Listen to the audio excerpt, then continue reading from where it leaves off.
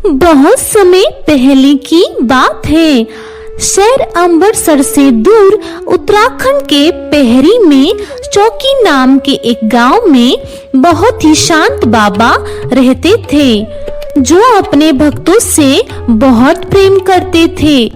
बाबा बहुत दयालु थे।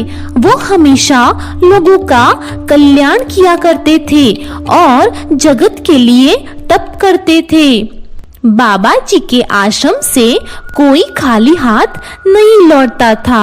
बाबा के आश्रम में जो भी एक बार जाता था, उनको सारे कष्टों से छुटकारा मिल जाता था।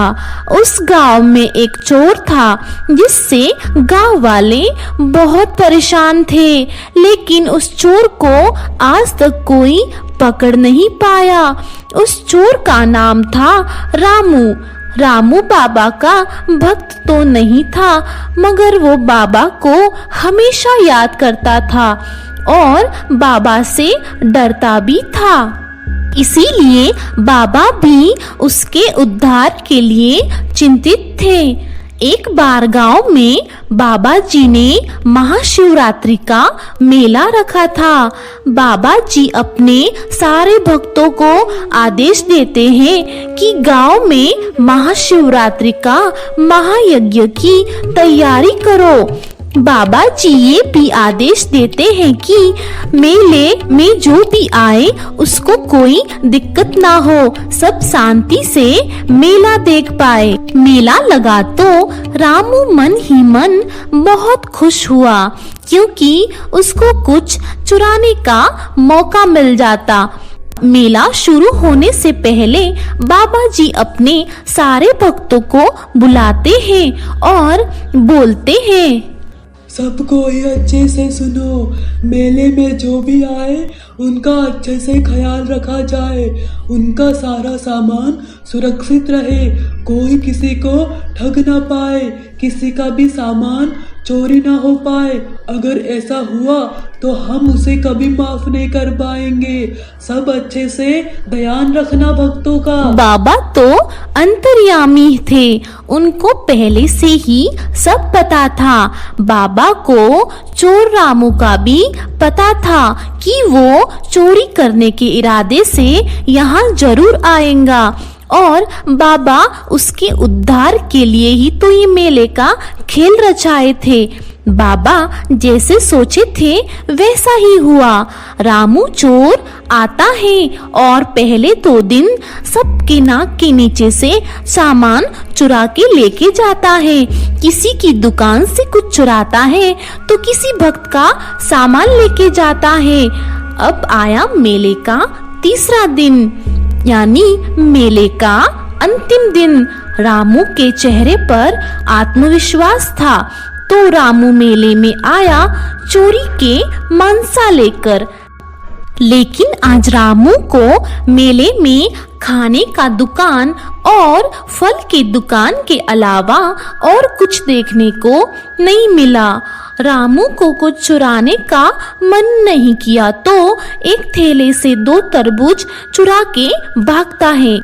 रामू तरबूज चुरा के जिस रास्ते से जा रहा था, उस रास्ते में एक रेल लाइन थी। रामू जब उस रेल लाइन को पार कर रहा था, तभी उसका पाँव रेल के पटरी में फंस गया। रामू बहुत कोशिश किया, लेकिन अपना पाँव पटरी से निकाल नहीं पाया।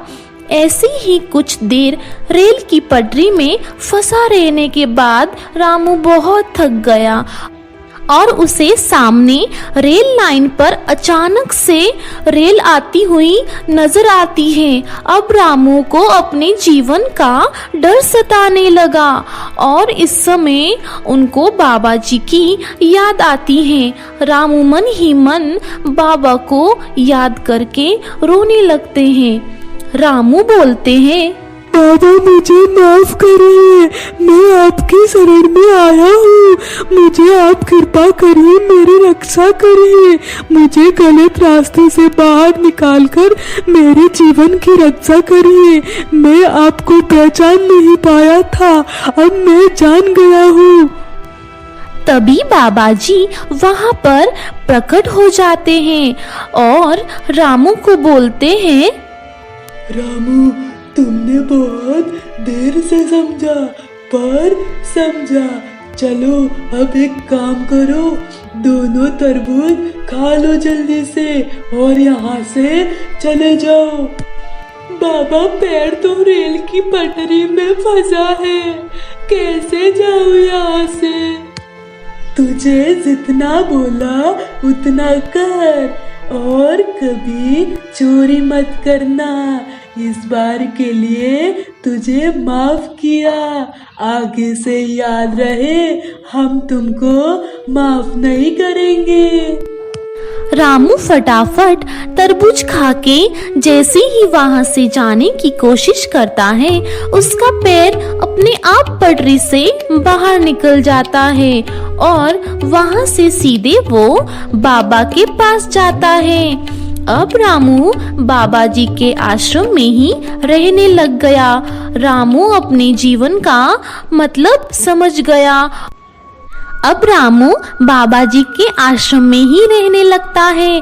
रामू अपने जीवन का मतलब समझ गया और खुशी से आश्रम में सेवा में लीन हो जाता है।